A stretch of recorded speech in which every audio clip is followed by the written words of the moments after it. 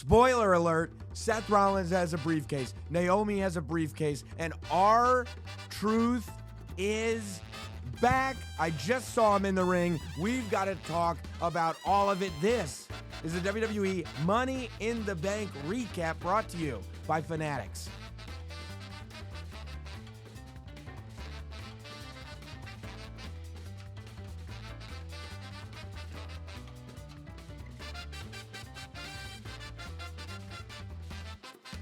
Megan, we just got off the arena floor. And I mean, when the good guys win, the good guys win. Wrestling, sometimes you need a reminder. And I think I speak for a lot of fans when I say that at times we need a reminder of how great wrestling is. And tonight you saw me, I saw you in our glory. Tonight was that reminder of how great wrestling can be. Sam, I thought at entering the day, your voice was making a recovery. You had a rough week, and now we're back to square one again because R-Truth is back. No, it didn't help. What was I saying? I mean, shouting Cena sucks and singing every word to the Cody song probably didn't help it either. No, but you know what? You know what? It was worth it.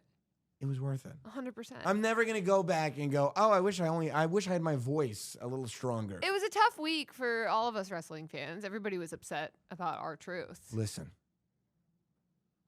of all ironies, after what John Cena said on SmackDown, it was ultimately John Cena who could not handle the truth. Ooh. How do we like it now? R-Truth makes an appearance in the main event of Money in the Bank, this tag match with John Cena and Logan Paul versus Cody Rhodes and Jey Uso. And you are right. Let's not pretend we didn't hear the chants echoing through. All week. Let's not pretend we didn't see the app mentions across every form of social media. The news had broken on the internet that R-Truth was no longer going to be employed by WWE, and the fans made their voice heard. I don't know. I can't wait to find out what is the story behind all this. Was this a plot from the beginning? Was this something that changed all of a sudden? I will tell you that I can act surprised, but it's very hard to actually surprise me. And I was actually surprised. Yeah, you and I were talking today. Bro, I texted R-Truth when he was tweeting over the weekend. I texted him. Listen, I did too, and I didn't get a response. Well, that makes me feel even better about getting a response. Okay. Listen, now knowing that, I won't mention that I did get a response. But that's my point. I got a response on it. And it was like, and now here he is. Look, I mean, this is all so intriguing, but so great. It's like as a wrestling fan, you go, this is what I want, this is what I want, this is what I want. And after not getting what we want, after seeing Seth Rollins become a villain and beat both CM Punk and Roman Reigns and have Paul Heyman leave the bloodline, after seeing Cody Rhodes lose the title due to interference by, of all people, Travis Scott, and John Cena wins the title and goes on his ruined wrestling tour that he's been on. Sometimes you just need to get what you want. And we said what we wanted, and tonight we got it. It looked like it was curtains. Logan Paul, say what you want about him, had this unbelievable moonsault from the outside of the ring all the way to that table. That table blew into a million pieces. In a way that we've never seen that table break. That's right. Jey Uso is Dunsky. The referee is checking on him once again. That dirty, dirty John Cena takes the WWE Championship and makes Cody Rhodes taste it. And we look at each other and go, no, not again. Not again. I can't take it. Not I can't do again. And then this hooded figure comes out. I mean. And I said to you, CM Punk? Yes, you did. And I said, Punk? That doesn't make any sense, Megan. Who else could it be? I don't know. The hooded figure comes out, takes out John Cena, and the eruption that rang through the Intuit Dome. When that hoodie comes off and R-Truth is under the mask. Now, let me tell you, under the hood, and there was a mask and everything. I mean, this was They say that we don't get surprised in wrestling anymore. But sometimes we do. And we needed this one. Nobody saw this coming. Nobody saw it coming. We got this one. The good guys win. And it was such a phenomenal thing to see. Tweet went out on WWE's Twitter account. It's time to speculate wildly because the tweet said, I want to quote it properly. I'm going to WWE's account. This is coming from WWE Shop. It said, Ron Killings is here. Oh. Head to WWE Shop to get your gear now so you can get the T-shirt on WWE Shop. And earlier in the week, the R-Truth merch was gone. But it says Ron Killings. Who's to say what it all means? But the point is that R-Truth comes in and makes the save. And, we were talking about this on the Countdown show. I talked to you about this match being so important and the tension that surrounded this match, because it really did feel like there were two directions for the WWE that we know and love to go in. And one of those directions is to center around the superstars that we've watched build over 10, 15, sometimes even more years to finally ascend to this place where they are Cody Rhodes, where they are Jey Uso, where everything they have is utterly earned. And we, who have been watching WWE forever, went on this journey. And we see these guys, and what makes them the good guys is that we have watched them work hard and do the right thing. And prove people wrong. And sometimes in this world, wrestling has to be an escape. You need to know that in some universe, if you just work hard and do the right thing for long enough, the good guys win. You can win. And that's what Cody Rhodes, that's what Jey Uso is. On the other end, you have John Cena, who to some extent is that. But however, not anymore. He decides, no, the future is in the hands of this guy who's got eyeballs and is very athletic. And people go, well, he's so athletic, he's so good. But to bring those eyeballs in, and I'm not saying there's no value to it, and I'm not saying he's not good, by the way. But we haven't been on that journey with him, and he hasn't been on that journey with us. It doesn't mean he doesn't belong here, but it does mean that we, as fans, feel like people like that can't take away the people like Cody Rhodes and Jey Uso who put all of this sweat equity in. And you know who's another person who's in that Cody Rhodes, Jey Uso category? Who's that? R-Truth. That's correct. And we see tonight that ultimately the WWE superstars, the wrestlers, were triumphant. They won, and it just felt, Megan, it felt so fulfilling. Yeah, and I like what you say about someone like Logan Paul. There's certainly a place for Logan Paul in WWE. And WWE benefits from his presence. And honestly, we benefit from the highlights. Yeah, of course. We do. But and WWE benefits from saying he's a marquee player.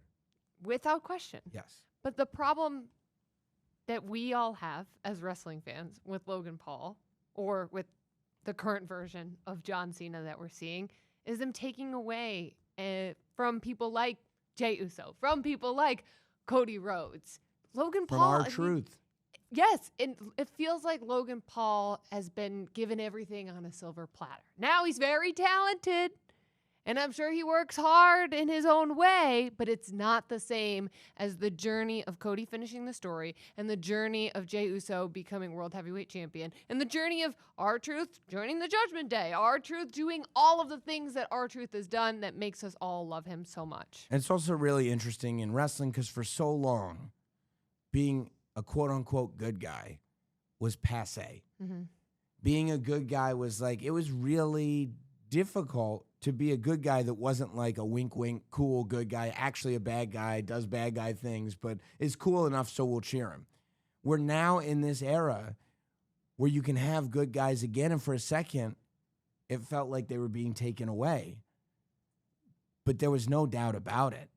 At the end of the night, at the end of Money in the Bank, the good guys won. And grown men and grown women and little boys and little girls we were high-fiving children throughout the Intuit Dome. Everybody was celebrating on the exact same wavelength. And that's the beautiful thing about professional wrestling, when everybody comes together and sees this through. And this idea that, like, at one point, a year ago, if I told you, no, R-Truth comes in and makes the save for Cody Rhodes and Jey Uso against John Cena and Logan Paul, you go, what, like, is it a goof? No. But tonight, there couldn't have been a more perfect person to do it. It was amazing. I mean, throughout the week, the emotional roller coaster that we all went on a week ago on Sunday, we all read the news on social media, and then the crowd erupting throughout Monday Night Raw, throughout Friday Night SmackDown, throughout NXT, throughout Money in the Bank. Everybody wanted truth, and it feels good to get what you want. So we saw a lot. The story of this match was an interesting one. We saw tension throughout the match between Logan Paul and John Cena. Blind tags, John Cena trying to captain this thing on his own terms. Communication issues, yeah. And Logan Paul not taking too kindly to that. We saw quite a few attitude adjustments. We saw some pulverizers. Cody took a pulverizer. Thank God Jey Uso was there to make the save. There was that one moment when Cody took the attitude adjustment that it was like, that's it. Oh my God, it's over. And then at 2 7/8, Cody gets that shoulder up, and there's just that much more fight in him. And then, of course, Logan Paul. I love this about Logan Paul. It's poetic, really, that, like, he's in prime position. No pun intended. No pun intended, but I will accept it. Okay. He's in prime position. That time the pun was intended. To take advantage, right? And he gets to the top rope. And then he sees that drone camera. And he goes, come to me. Logan loves a camera. He's never seen one he doesn't like. And it's a cool shot. Except it was that camera that got his focus away from the match and allowed Cody to put him into that superplex off the top rope. We already talked about the table exploding. But then, I mean, the spear on the table was awesome by Jey Uso as well. It was great. Table to table. Yeah. Unfortunately, it left Jey Uso prone in a position for Logan Paul to explode him through it. Yes. But, ultimately, for everything to go down the way it went down, I thought it was kind of a perfect ending to that story. There were a lot of great moments. I found the Intuit Dome we're here in backstage at the Intuit Dome right now, recording this pod. What an arena. An amazing arena, but an amazing crowd. Yeah. I mean, they were loud for many matches, for many different stories. You could tell exactly who the favorites were here. And I thought that was a lot of fun. I thought the match also built very well. The tag match. Yes, at the end. I mean, crescendo. Yeah, I mean, there were points at the beginning I was kind of, okay, where is this going? It took you along for the ride. Yeah. You talked about after WrestleMania how there's matches that are told in parts. And well, every story should be told in 3 acts. I felt like this had acts. It's a great story. Here we go. And Act 3 was amazing.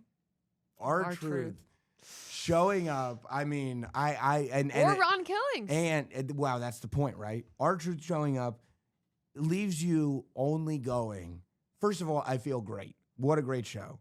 And second of all, what happens next? And it's so interesting because there were so many people that when this match was announced on Saturday night's main event between John Cena and R-Truth, there were many people that were going, why are we doing this match? What is this, just some filler match? Why? They were kind of poo-pooing the whole thing.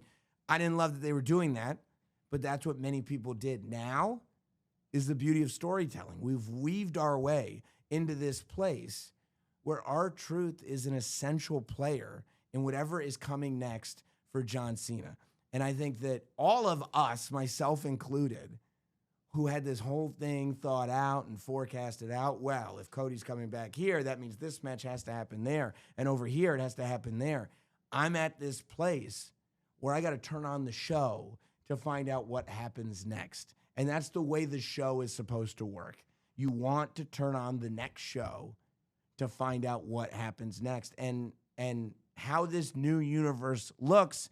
And this new universe is the universe in which R-Truth has become that essential player in this John Cena story. I mean, Sam, you and I, we pay attention to what the conversation is on the internet, and all week it was, did John Cena get rid of R-Truth? And I even asked you today, like, do you think anyway? No, there's no way.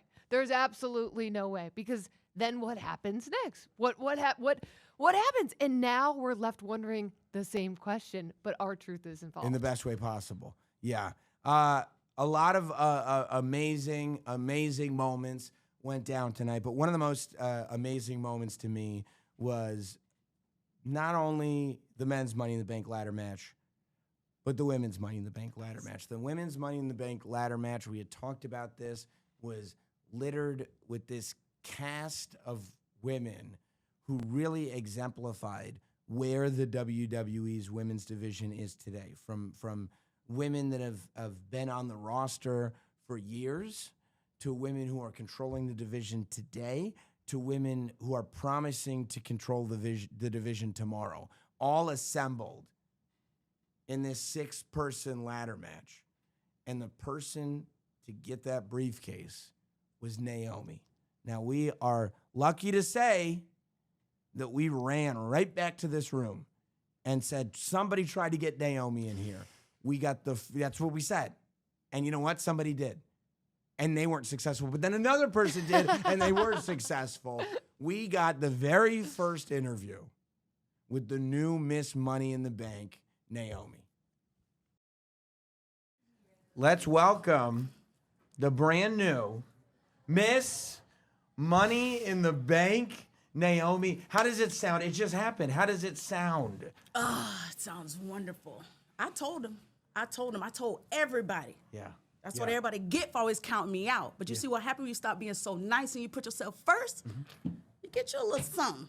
Well, you do. I mean, results are clear. You are somebody who's been here for a long time, and you've seen a lot of women carry this briefcase, and you've seen a lot of women gain a lot of success from this briefcase, knowing that this is not your locker room peer, this is not your tag team partner, this is not somebody who just came in, this is your briefcase. What are the feelings that go through you right now? Oh my gosh, there's just the possibilities. Yeah. This is career changing for me. This can catapult me to where I see myself being, to where I've always should have been. Been there, like, but could never really keep it there. This time, I'm going to get there, and I'm going to stay there, and this briefcase is going to help me do that. This contract is going to help me do that. This newfound persona, alter ego I have is going to help me do that. Yeah, it seemed like it snapped in. And it seemed like you have it's almost like Venom. You know Venom, that movie where the Venom takes over Eddie Brock, and all of a sudden this. You know about Venom. The eyes. Okay. Oh, the laugh. You know about.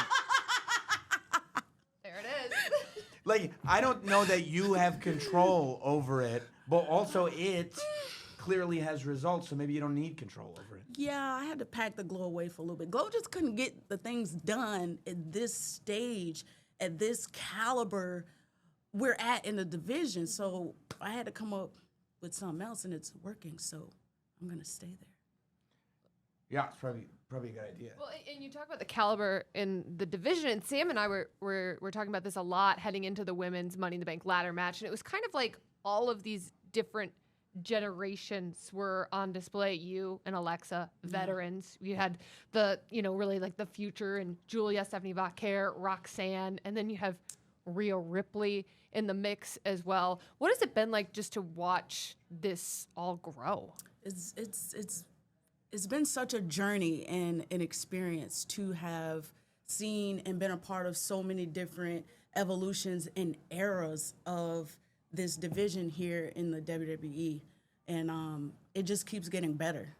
And being in the Money in the Bank for the 5th time, more than any of the other women in there, I still didn't feel like I had a one-up because, every single woman in there was believable to have done it and to have won it, and everyone is so good.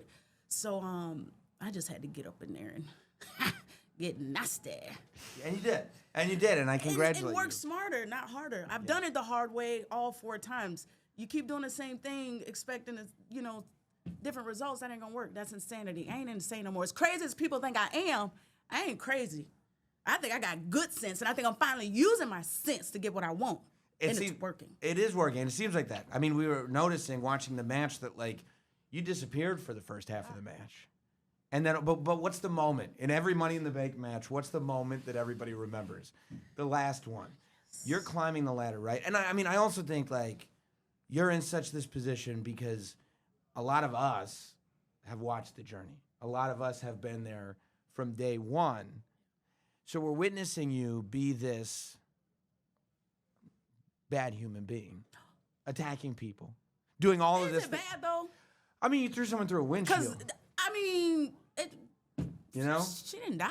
No, she's all right. She survived, but she all right. But she is all right. But it's just a push. It was a push. It was just the car was there.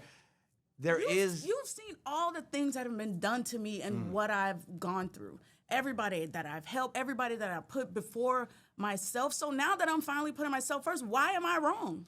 I think that there was this moment, though, that you walked out tonight, and there was this collective realization that I think people realized that this could be, more so than any other year, Naomi's year. I felt that. Megan was talking about on the podcast last week, this is the best work that we've ever seen out of Naomi. Okay, good. When you climbed up that ladder, you stopped halfway through, and you looked around, and it felt like you took a moment before you climbed up the rest of the way and got the briefcase, when you realized you were the only person in the ring. What was going through you when you took that moment? I had to, because all the times prior, you're just trying to get there. I had to make sure this time that the coast was clear and that nobody was coming for me before I really went forward. And that's just the experience that I gained from all of the other times. I wanted to make sure that this moment was there and to take the right opportunity and time to really go up there and snatch it. You've been a singles champion here before. You've been a singles champion in TNA, but there is something about you where when you first got to WWE, you were in a tag team. You were a Funkadactyl. When you left the WWE, she still knows all the moves. When you left the WWE, you were in a tag team. When you came back to the WWE, you were in a tag team. There's something about now that feels like you've stripped all that away and you've clearly identified yourself as a lone singles star. Mm-hmm. Do you think that's something that you needed to do? Absolutely, 1,000%. And I think I've always fed off the energy of others. I've always enjoyed being in tag teams. I've always been the type to want to carry others, elevate others, give to others. And I think I'm at that point where, and I learned and found during my time away that I had given so much of that I didn't put enough into myself. So when I came back this go round, and the breakdown of my relationships and friendships, you just learn over time.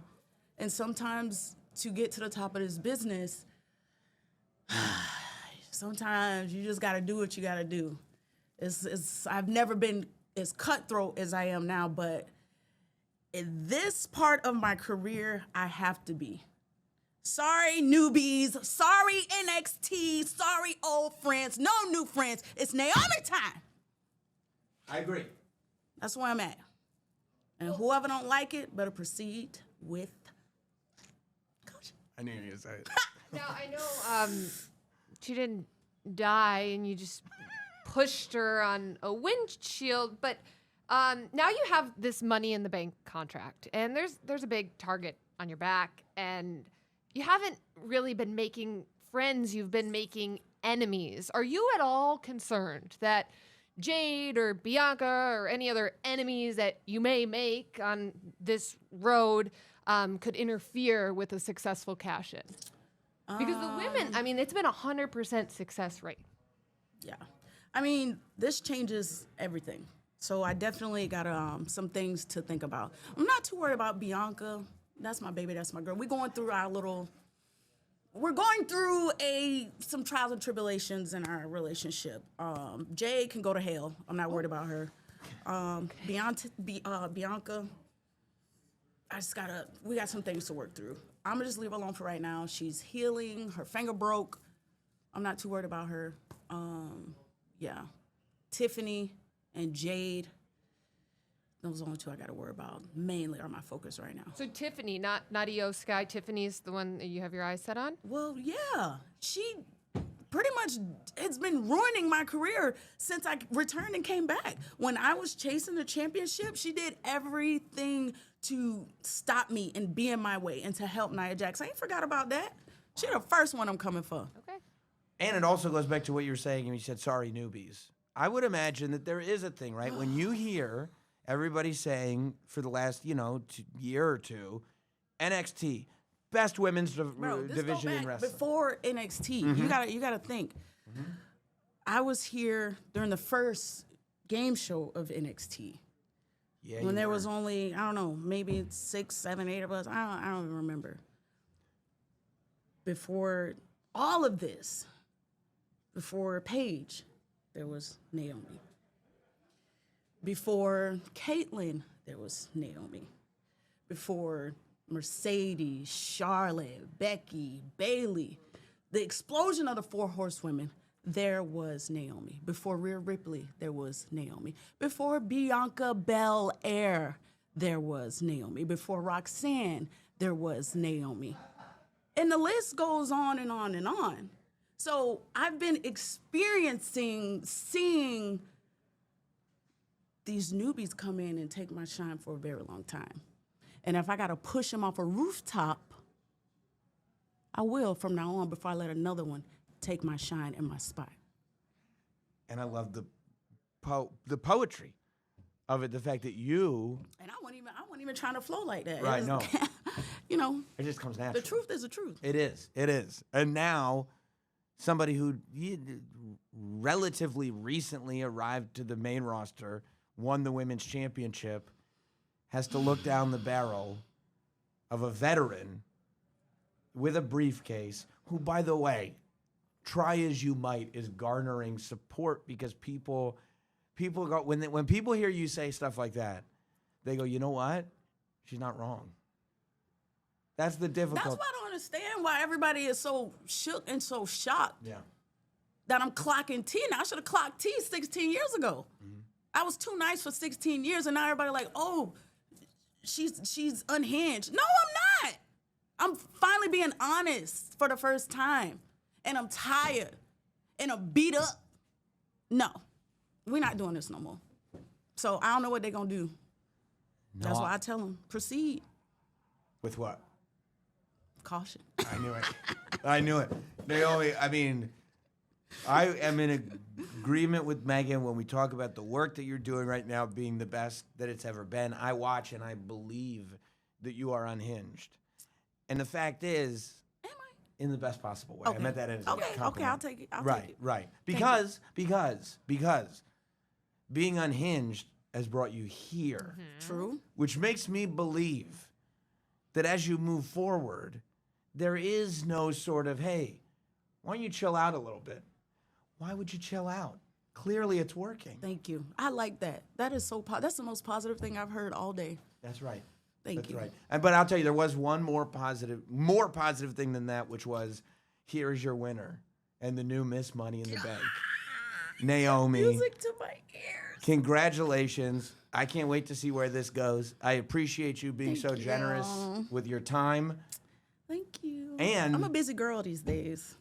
I mean, you got to be watching the Queen of the Ring tournament coming up because theoretically, you cash in. Clock it. No, go keep clocking. You cash in before the Queen of the Ring. Queen of the Ring is now the number one contender looking at you.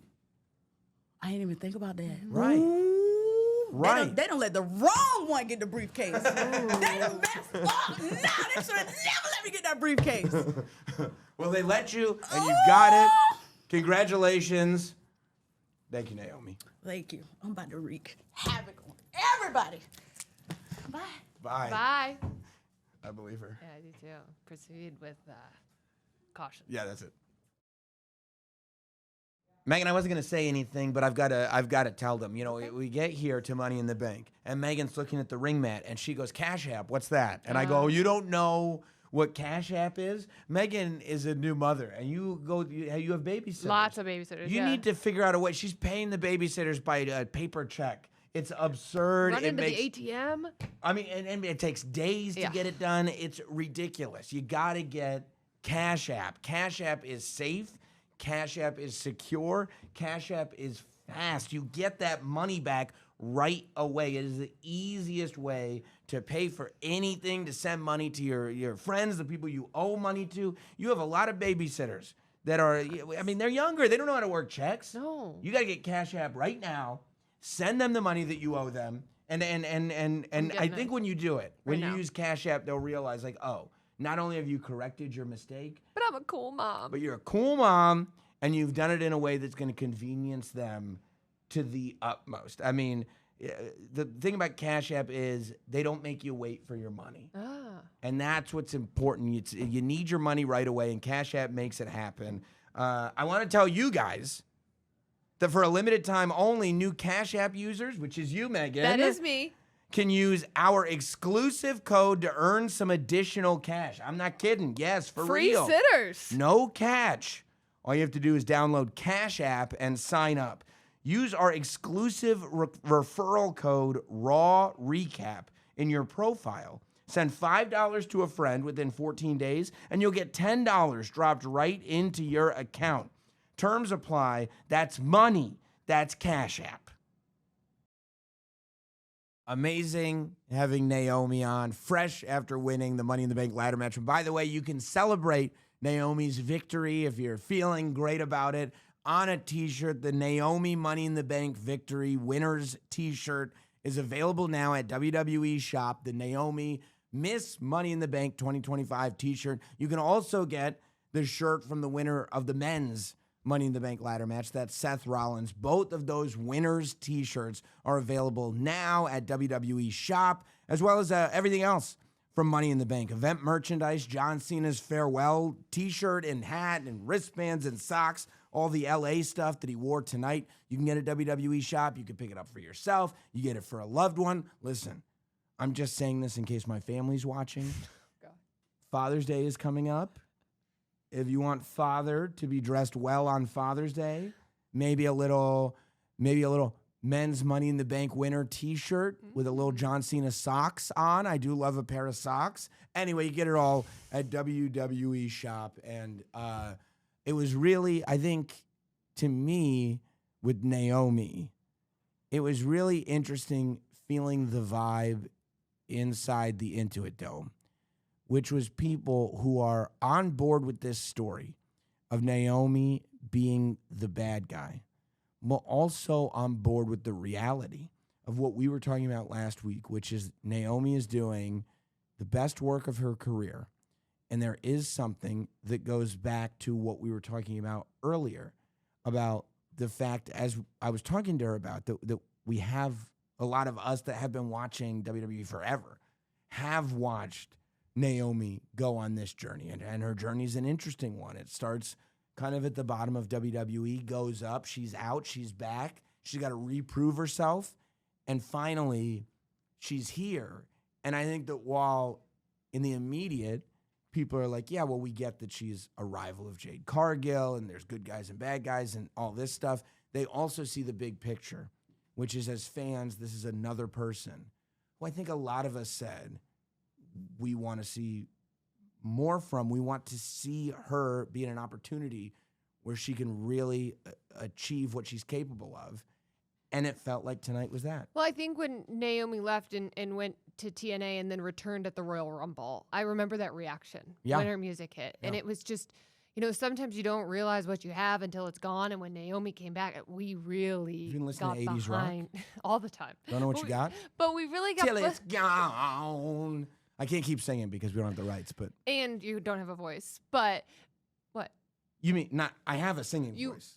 I mean, your voice is just hoarse. You Okay. put a lot of stress on the voice. So just I was almost rest insulted. rest the vocal all cords, right. please, for all of our sakes. But Naomi is someone that I think when she returned at the Royal Rumble and had such a great performance, it's been so fun to watch her on this run in WWE. And you brought up in our interview how we've seen her in a tag team. And yes, she had a singles run as a SmackDown Women's Champion, but we haven't. And she made the belt glow. Of course. Right. But she makes everything glow, but not anymore. Not anymore. She did previously make everything glow. There was a point in which she had made everything glow.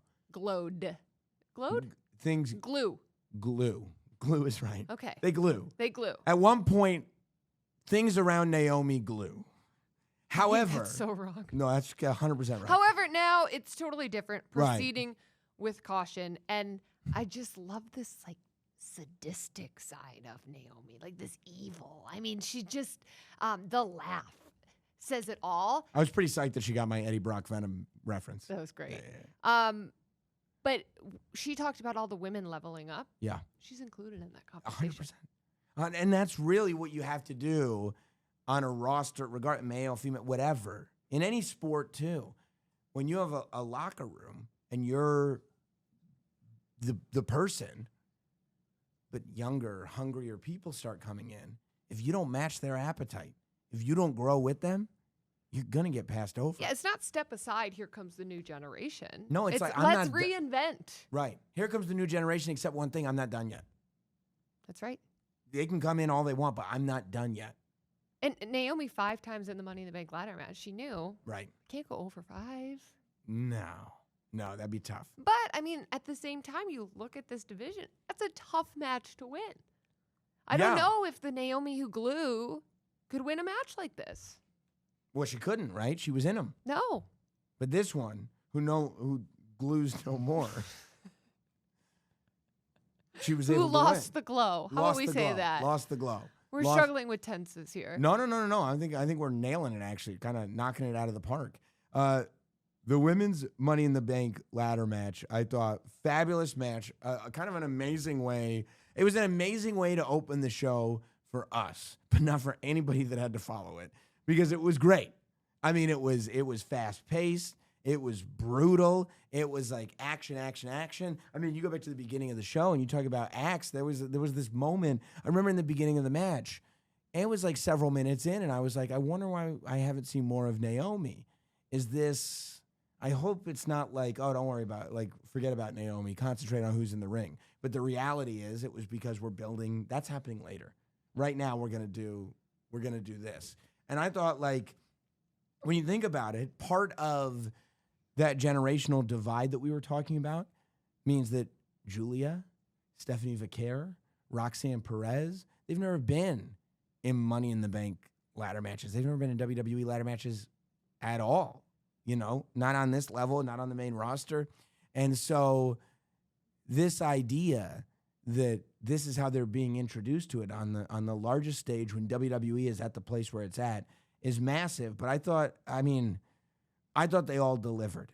I loved and one of the reasons why I love the Money in the Bank ladder match is the interactions that you get. Mm-hmm. I loved all the interactions. I feel like there was this kind of through line of Julia and Rhea Ripley, as well as Stephanie Vaquer and Rhea Ripley. And there was something going on between Alexa Bliss and Rhea Ripley. The match started with that eye contact. There was another moment later on in the match where we had it as well. Yep, we got the moment. I'm sitting there going, like, at this stage in the match, this is usually the moment where Rhea grabs control, right? You kind of feel the flow of what's going on. And that's how it felt when Stephanie Vaquer and Rhea Ripley got their hands on each other. And then when it looked like it might be some kind of powerbomb scenario or whatever, Stephanie was up on Rhea's shoulders. And they start going to the ladder. What did I say? I said, Megan, they're going to do it on the ladder. And I go, And then I said, Sam, does that move have a name? Yeah. I said, that's the devil's kiss. But you know, because you said, I can't wait till she, And I was like, what are you talking about? Oh, yeah. Yeah, and I was like, she goes, I can't wait till she Booker T's her. And I best. go, huh? I've never seen Harlem Heat pull off a devil's kiss. And quite frankly, Stevie Ray might be better at it. We don't know. When you're talking about Stephanie Becker to anybody, you're like, I love that move she does. Oh, what's the move? Oh, it's the ah. Is my car alarm going off? Is that? Did I sit on my keys? Yeah, but the fact that she the did devil's kiss. The devil's kiss. Devil's kiss. Also known as It is known as that as well. Devil's kiss on the ladder takes Rhea Ripley out. I mean, amazing. Unbelievable. Third match in 24 hours? Yeah, she had just wrestled at Worlds Collide earlier in the day. Hey, Stephanie, we're going to have you start Money in the Bank. The day before, she was 2 hours away wrestling in the 6-woman tag, which all of them were. But she also had that mix of when Worlds Collide pushed into the entire equation. She's a beast. Yeah. Yeah, I thought the tension, too, I like the interactions between Roxanne Perez and Julia because it was almost this thing of like, I feel like these women coming up, the focus has really been on Stephanie Vaquer and Julia. These international women that are coming in, they have this mystique about them. They have this elaborate entrance. They have all this stuff.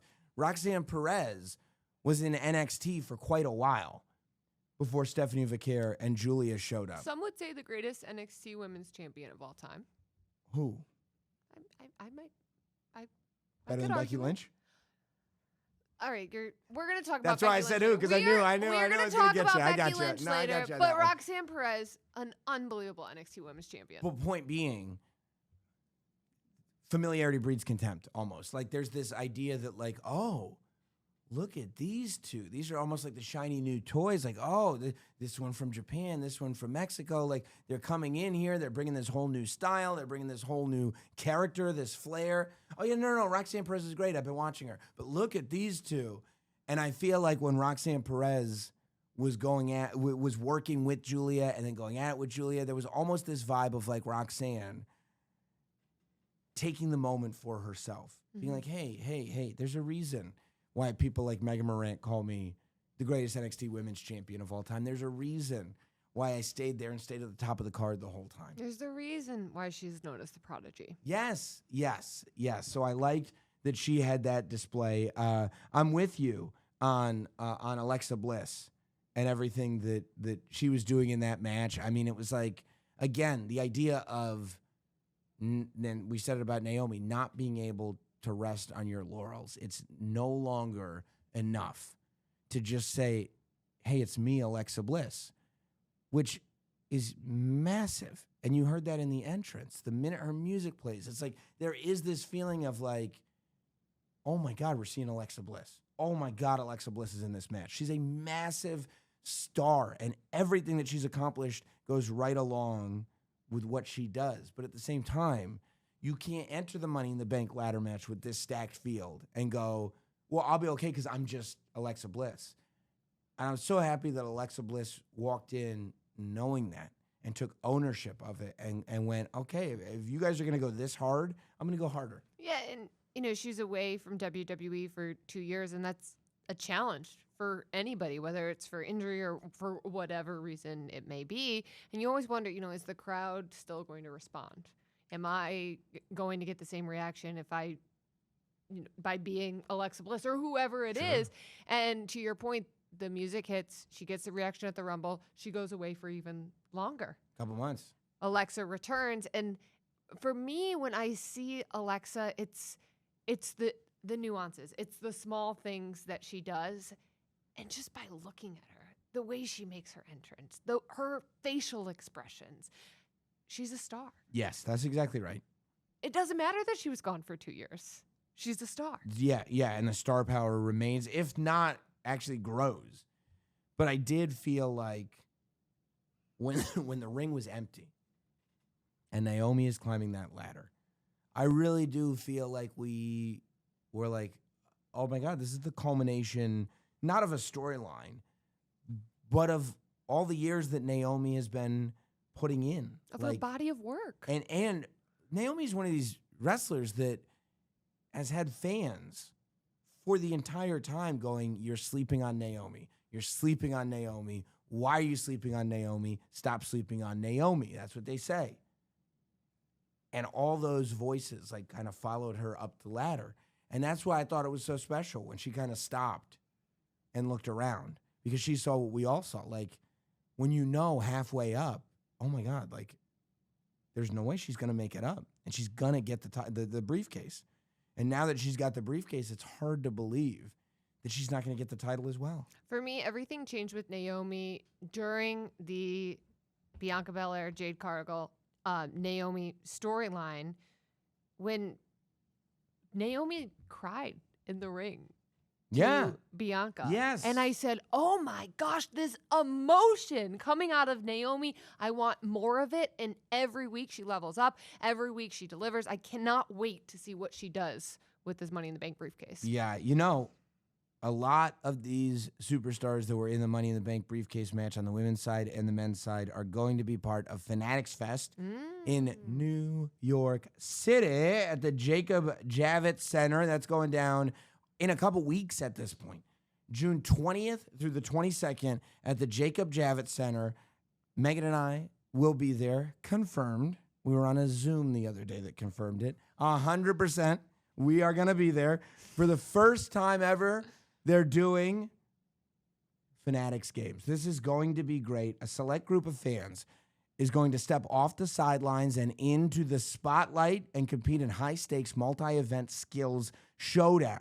A high-stakes multi-event skills showdown live at Fanatics Fest. It's going to go down over the course of all 3 days. WWE superstars Rhea Ripley, you know her from the Money in the Bank ladder match. Cody Rhodes, you know him from the main event. And Liv Morgan, you know her. She was out here with Daddy Dom when he was teaching AAA a lesson. We'll get into that.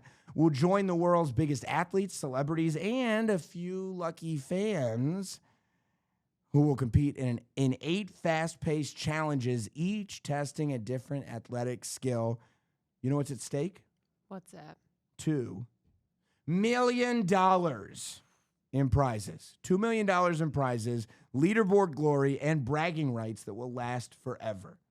Honestly, if you're smart with $2 million, that can last a long time too. But you're right, bragging rights do last forever. Invest it, man. This isn't just a game; it's the start of something legendary. Whether you're competing or just watching history unfold, you don't want to miss Fanatics Games. It's all part of Fanatics Fest. Now, the deadline to apply for Fanatics Games is June 9th. At 11:59 p.m. Eastern Time. So end of day, June 9th. If you are hearing my voice or you are watching my face and it is not the end of the day of June 9th, go ahead and register now. You can submit your fan application and grab tickets to Fanatics Fest all on the Fanatics app. So download that Fanatics app today. Megan, the men had an absolutely brutal, an absolutely remarkable, an absolutely memorable, an absolutely action-packed, and a story-filled Money in the Bank ladder match all on their own. For me, and look, people like Michael Cole like to take pot shots at somebody like El Grande Americano. However, Grande, people go, oh, I think he's Chad Gable under a mask. I've never heard of this Grande Americano. They get lost in this conspiracy theory stuff. And they forget for a second to just watch the match. I don't think it can be Chad Gable because I saw on the internet, and everything you see on the internet is true because it's on the internet. I've got the internet. There was a picture of Chad Gable who has a tattoo by his neck. Okay. And there was a picture of Grande, no tattoo on Grande. So tell me Well, Tell me how that works. I think it can't be Chad Gable because he had the Creeds put the ladder there for Grande and then said, also tell me. So, like. But also LA traffic. I mean, you and I are here. We know Right. how bad it is. It would literally be impossible. Literally. I don't know one person that could get from Worlds Collide to a Money in the Bank ladder match tonight. It would be literally impossible. And I think we'll leave it there. I said I think we're going to leave it there. Okay. So, but he was unbelievable. The stuff this guy was doing. Obviously, he's watched his Chad Gable tapes. He did the ankle lock on top of the ladder. I thought it was the most amazing thing. Watching Grande climb up one ladder from the outside of the ring up to the post. Mm-hmm. Then, while a ladder was leaning on the turnbuckle, push that ladder over so that it hit the ladder that was up with two superstars fighting for the briefcase. I think it might have been Andrade and somebody else. I'm not 100% sure because I was so distracted by Grande. I think it was Andrade and Penta. That makes yes, 100% right. 100% right. Because then he uses that ladder that's tilted to like almost bridge himself to go from the turnbuckle to the ladder. Now he's halfway up. He goes up there, knocks off Andrade, headbutts Penta off the ladder. I mean, it was awesome. In a weekend that was really highlighted by Lucha wrestling. I mean, to have El Grande Americano at the front and center of it all. I think a lot of people are saying that he is the greatest luchador maybe ever. They said that in a package, so it had to be true. I don't know who produced it. It could have been Grande. I don't know. But also, I think, I don't know, maybe that might be part of the talent exchange, right? Like a lot of WWE guys were at Worlds Collide, wrestling with AAA guys.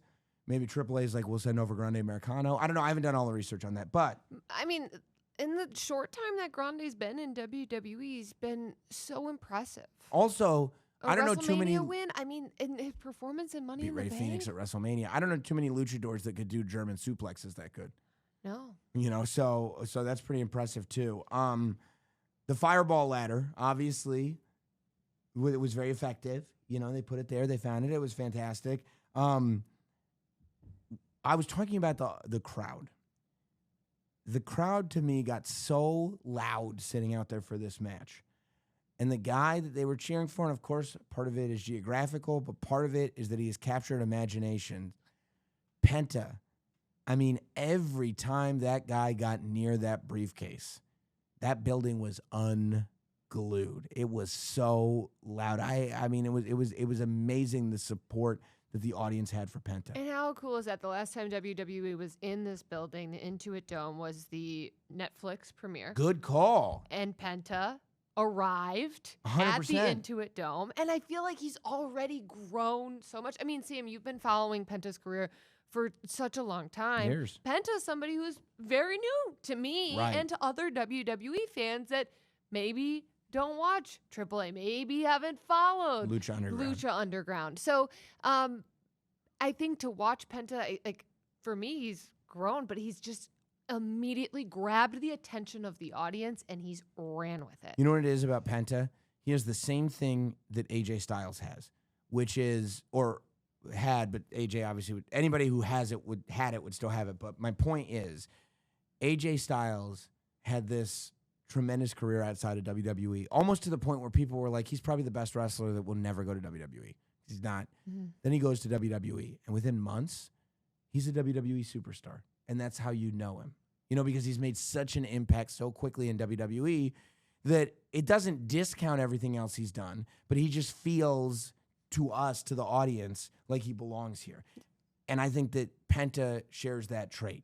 That Penta, 7 months after his debut, 6 months after his debut, feels like a WWE superstar. Feels like he belongs. When you see him, you get it. Yes. And I mean, immediately from the entrance in each and every match, it's just everybody's falling more and more in love with Penta. He rules. He rules hard. But as all this was going on and Seth was having some trouble, of course, Seth's goons show up.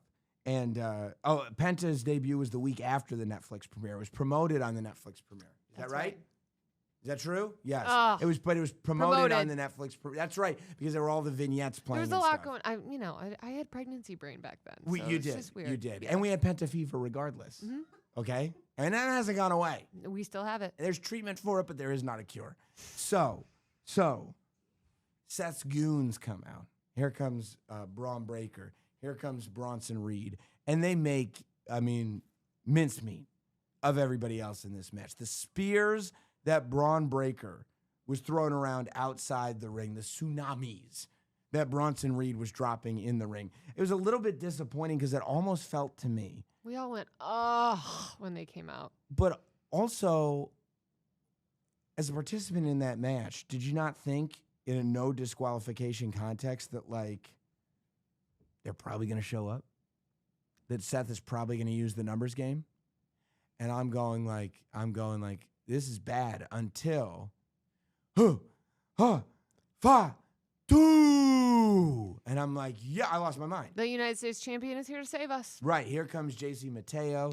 Here comes the United States champion. And we see the showdown that started on SmackDown. And so many ramifications, by the way, that we didn't even factor in when that showdown first happens, with Seth Rollins sitting with Paul Heyman, to a degree the remnants of Roman Reigns' bloodline, looking face to face with Solo Sikoa, Jacob Fatu, and JC Mateo, to a degree the remnants of Roman Reigns' bloodline. And you're going, I mean, everything is so cosmically intertwined. It's so much fun. But to see this happen, and you look at these beasts and you go, yes, this is the matchup that I want, to see Jacob and JC Mateo staring down with Braun Breaker and Bronson Reed. And they split up and everything. And at first, Seth's guys have it under control, to the point where Braun Breaker spears JC Mateo through the barricade. He's a big guy. JC? Yes. Big guy. Yes. Yeah, I mean, all muscle, too. Just a unit. Yes. A tank. Yes. Yes, but the tank went through. And that's, I think, why Braun Breaker was like, bro, I'm out. And then Bronson Reed is taking advantage in the ring until Jacob Fatu goes full Jacob Fatu mode, because he forgot. Jacob Fatu is all gas, no brakes. You know what I mean? You know what I mean? Okay. So Jacob Fatu is able to put Solo Sikoa in the exact place that Solo needs to be. Which Solo, all throughout the match, you're just like, he's such a punk. What are you talking about? He's got swag. Yes, but in such an annoying way. He's imitating Penta. She said I'm a punk. She said I'm a punk. Like that. Exactly. Like, that's cool. Yes. Exactly. You're doing Penta's Miedo, but with Solo's face, for all those people who aren't watching and listening. I mean, it was wonderful, but you go, Cero Miedo. Okay. I think it's great. I would watch, like if they took, like, Bill Maher off of Real Time or whatever that show is called, and put Solo in there instead, and he was just being that kind of, like, smarmy, like, guy, I would watch that every single night. I think Solo would do great at that. I mean, I can't. So and he'd have slimy. a red velvet blazer on. Yes. He's like, you hear what he said this week? I think it'd be great. I think he's a very talented guy, Solo Sikoa. He is. He's slimy, gets under people's skin. Annoying. People have said that about me too, and I don't understand it either. So maybe that's why I like Solo so much. But Jacob sets the stage for him. He's like, don't worry. Ring is cleared.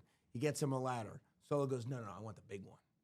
Gets him the second ladder. Opens up the big ladder. Solo's on his way up. He's taking his time. And he's got a strut about it, too. Yeah. Because Jacob is guarding that ladder like a guard dog. And he's the Samoan werewolf. Who's going to mess with him? That's right. Like a German And we shepherd. just saw the moonsault. Yeah, we did. And so all of a sudden, Jacob looks up at Solo and grabs that ankle. And I swear, I mean, maybe my favorite moment of that match was Solo not understanding why he couldn't reach up and not understanding why his leg was immobile, and then looking down and realizing there's a giant Samoan werewolf hand gripping his ankle and stopping him from moving anywhere. And Jacob just looks at him and shakes his head. And he tells Solo that he hates him. And I said, and you know what it was? One step too far. Remember last on SmackDown? What did Solo say? He said because he's all gas, no brains. And Jacob heard it. And you're right. It gets under people's skin, especially when it's about you. Yeah. And you know what? Solo was taking Jacob for granted. Well, look, Jacob, for months and months and months, he did everything for Solo. He protected Solo. He loved Solo. That's how it started, right? And I'm kind of mixed feelings about letting that go, by the way. I mean, I love you, Solo. It's like, that was my life philosophy for months. It was such a great time in our lives. It really was. Luckily, we have all gas, no brakes yet. I mean, there's more, I just loved when Jacob would enter behind Solo with his hands together and the way he said with passion, I love you. Can you imagine? I love when you do it with that Rolly voice, too. I think that's great. Thank you. Yeah, I think that's awesome. I love you. I love that. I love that. You put a little stank on it, and I appreciate it. Thank But I just can't imagine having all that and blowing it, having that kind of unconditional love and support, and just absolutely blowing it. And he did. And Jacob says it ain't happening. Jacob takes him out of the match. It has happened. It's no more like, oh, there's tension here. It's done. And it leaves us, back to what we were saying at the beginning. What happens next? I'll tell you what happens next. All gas, no brakes. Jacob Fatu, but Jacob Fatu is not going to have to play. Because in my head, I'm going like literally on Friday, I was going, imagine if JC Mateo, I was talking to myself. Imagine if JC, it's my best friend. Imagine if JC, it's my only friend. Imagine if JC Mateo and Solo Sikoa and Jacob Fatu start to get along, and then Jimmy is like, oh, actually, you guys are pretty cool, and then they can rebuild the bloodline. You're such an optimist. That's what I was thinking in my head. I legit. Dreams crushed. That's not going to happen. And I can't imagine Jimmy would want to join his brother Solo now. Although, do you think Jimmy's going to want to, do you think there's anything inherent in Jimmy Uso that's want to be like, look, I don't like Solo, but he's literally my little brother. I can't let Jacob destroy him. I mean, there's something to be said about that sharing the blood. I mean, it's different when it's your sibling opposed to your cousin. Like, what if Rikishi calls up Jimmy and goes like, you can't let Jacob take out your little brother, dude? You'd have to listen, right? That's Pops. That's Pops. Yeah. It's going to get very, Although Solo did take out Jimmy, so. That's the little brother taking out the big brother. That's different. Okay. Little brothers are brats. Big brothers are like, Big brother Jim. Exactly. But then on the other side of things, that's SmackDown. Monday Night Raw. While all this is going on, by the way, Seth Rollins just got the Money in the Bank briefcase. By the way, where was CM Punk? It was very interesting to me. CM Punk, Sami Zayn, Jey Uso, nowhere to be found. Jey Uso had other things to worry about. Sami Zayn, CM Punk, nowhere to be found. Maybe they said, we want to let the match play out the way the match is going to play out, but it played out with Seth Rollins having the Money in the Bank briefcase. And, I mean, I would say it's a guarantee he's going to be the World Heavyweight Champion or the WWE Champion, whichever one he goes for. Nobody knows how to utilize that briefcase historically like Seth Rollins. I mean, at the height of the century. It's the best cash-in of all time. He's going to successfully cash in. It's just a matter of when. Wow. And we'll see when. I mean, we got a huge Monday Night Raw coming up. Of course, we've got not only do we have Nikki Bella returning. Well, I think this is kind of interesting that you just didn't want to talk about Becky becoming a women's Intercontinental Champion. I mean, we will. I think Lyra Valkyria won the night, but we will. And Nikki Bella's returning on Raw, and we got Jey Uso versus Gunther. And now we are in that space. We're both in the women's division and the men's division. When we talk about title matches, every conversation is going to be, and don't forget who's got the briefcase. And don't forget who's got the briefcase. It happens every single time. I promise you, we are about to talk about Becky Lynch because she had a giant moment. And who knows? Maybe that moment will be immortalized on a Tops Now card. If we get a Becky Lynch Tops Now card, you going to go for it? Of course. Because you might get who knows what kind of parallels that they'll make. But they always make parallels. So ahead of Money in the Bank, Tops put out a Tops Now card that was the Money in the Bank poster with John Cena on it, which I think you can get, if you're listening now, you can get it until Sunday, June 8th at 3 p.m. Eastern. So if you're listening when this first came out, you got a couple hours, but I don't know. There are going to be more Tops Now cards based on some of the events that happened. Naomi and Seth Rollins, we're finding out they're going to be immortalized in Tops Now cards. I'm getting this right now. Tops will immortalize tonight's men's and women's Money in the Bank ladder match winners, Naomi and Seth Rollins, with their own Tops Now cards. As always, lucky fans who order these cards may receive rare serial numbered parallels, maybe autographed editions. You get a red out of 10, you get a color match out of 5, you get a gold out of 50, orange out of 25. There's so many different parallels that can be made. But I mean, these that's always the chase. That's why some of us might end up ordering more than one card, hoping that you get that Chase version. Stay tuned to the Raw Recap podcast this Tuesday for all Topps Now Money in the Bank card info and possibly images. Hopefully we'll get them. But, of course, stay locked in to @Topps on social and Topps.com for the official drops. And Topps.com is also, where you go for if you want to get the Money in the Bank poster card, if you want to see what's coming out or get those Money in the Bank winner cards right away. And, of course, we did have not one, but 2 Intercontinental Championship matches. We had Dominic Mysterio successfully defending the Intercontinental Championship against Octagon Jr. A busy day for Dom. From AAA, Dom just shows up to Worlds Collide, which was a fabulous event. If you haven't seen it, it's on YouTube. If you're watching this podcast on YouTube, same channel, WWE. You can check out Worlds Collide. But, I mean, Dom made a statement. Not only did he beat Octagon Jr., but he rubbed it right in the face of Psycho Clown, of Vikingo, everybody that was at ringside. Wagner, they were all there. I was kind of surprised to see Dom defend the Intercontinental title. Because you're a hater. I mean, he just hasn't really. And Michael Cole's a hater too. The title. How come the story can't be? Not only did he defend it, he defended it dominantly. He showed off sweet lucha skills and WWE professional wrestling skills. Dominic defended the title successfully and dominated most of the match. And you're over here saying, I've got something negative to say. I just haven't really seen Dominic around, looking to defend the title. This is the Intercontinental title. That's what champions do. They look to defend titles? Well, I mean, the Intercontinental title is the workhorse title, and he hasn't exactly been a workhorse. And he hasn't even been out there to help support He hasn't been a workhorse. He did 2 shows today. He never... You said that was impossible. Yeah, there's no way. I mean, LA traffic is pretty bad, so it would be difficult. Grande and I don't Chad know anything Gable. about Grande. We're talking about Dominic. Well, I was just... Anyways, Dominic hasn't exactly been a fighting champion, so I was surprised to see him defend the title. And it was interesting to see Liv Morgan by his side as well. Why is that interesting? Well, because Dom hasn't been you wouldn't say this in front of Liv. ringside to help Liv. She explained it. You wouldn't. She told him not to. She told us on Monday. Don't you listen to your own pod?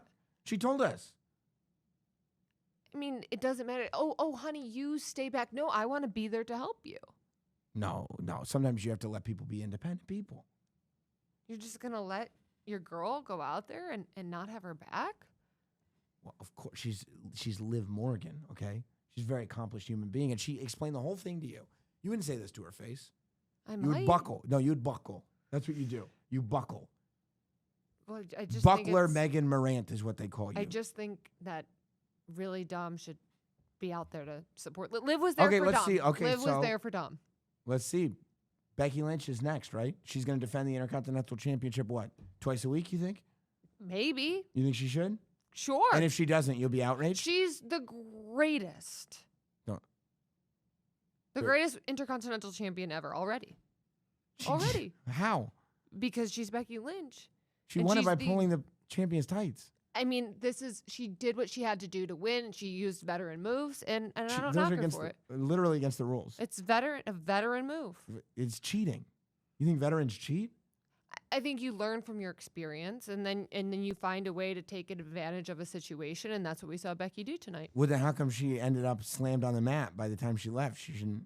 I think that Lyra Valkyria should be showing a lot more respect to Becky Lynch because Becky Lynch is a WrestleMania main eventer. You think it was classless? Yeah. Wow. I mean, it was classless from the beginning because Lyra Valkyria didn't even allow Alicia Taylor to finish her ring announcements. She came out with them wangs, though. She did. She got them wangs out. Even she you had had the to be WrestleMania like, wangs. She got them wangs out for that one. She did. I mean, not only the wangs in the entrance, but the wang of a fist. That's right. During Alicia Taylor's announcement. Becky Lynch came out ready for a street fight. She was not in typical wrestling attire. Love those pants. She came out for a straight street fight. And look, she was successful. She did everything she had to do. All due credit to Becky Lynch. I think that you will be proven to be a hypocrite. You will not treat Becky the way you treat Dominic with such disdain, dishonor, and honestly, a lack of professionalism. You won't do. Yes. Me, a lack of professionalism? I don't think you come off as a professional when you're talking about Dominic. Well, I don't think you come off as a professional when you talk about Dominic. What are you talking about? I'm the last professional broadcaster. I say it all. You've supported Dominic through some pretty rocky times that were questionable. He's the Intercontinental Champion. Obviously, I was now, right. Yeah, I was right. Okay, well, Becky's the Intercontinental Champion. She's back wearing gold. All feels right in WWE. R-Truth is back. Becky Lynch is a champion. All feels right. Because you said when Becky lost, except then she jumped Lyra after the match, you were like, technically it's fine because Becky won the night. Yeah, she did. So then Lyra won the night tonight. No, it's different. Go ahead. It's different. I mean, Becky's not going to the hospital. Lyra went to the hospital when she lost tonight. She's not at the hospital. I saw her at the press conference. Oh, all right. Actually, that's pretty rock solid. She's a champion and she's not in the hospital. I didn't realize when Becky won the night, she sent Lyra to the hospital with, I quote, her weird fiance, while Becky went home with her hot husband. Who are you quoting there? Becky Lynch. Okay. All right. Well, great. You know, we started this on such a positive. I didn't call Lyra's fiance weird. Becky did. I just repeated it. Right. So it's like you miss 100% of the shots you don't take. Dash Wayne Gretzky. Dash Michael Scott. Dash Becky Lynch. Dash Megan Morant. That's exactly right. All right, you know, I was thinking it's like so great in wrestling when the fans, like when we all feel like we're a part of it, when we all get what we want, like seeing Becky Lynch as a champion. And, you know, I go back to the road to WrestleMania 40. And what was so cool about that was like the We Want Cody, right? Like we all felt a part of it and we all felt sort of, you know, we were along the ride to that main event. And this past week, what did we hear all throughout arenas? We want Becky? No, we heard We Want Truth. Oh. And to feel like our voices are heard feels really good. Especially when you got a podcast like this. I'm glad you're all hearing our voices. Yeah. You know what I'm saying? Yeah. Yeah. No, you're 100% right. No, it feels good. You're 100% right. To feel like, like like we're not yelling into a void. People are listening. Yes. Because as fans, we get to, that's what's one of the things that's so great about wrestling is we play a significant role in what's going on. 100%. Absolutely. And you guys can continue to play a significant role in what's going on by subscribing to this podcast everywhere you get audio, Apple, Spotify, all those great spots. You can also watch us every time we drop a podcast on the WWE's YouTube channel. Of course, we will be back after Monday Night Raw this Monday when we find out who the World Heavyweight Champion is. Is it Jey Uso? Is it Gunther? Is there a cash-in? What's Nikki Bella doing back? Ooh. Who knows who else is going to show up at the Raw after Money in the Bank, but we will be there to recap it. Thank you, Megan Morant. Are we good? I feel like we ended a little rocky. Don't ask. We'll see you in a couple days.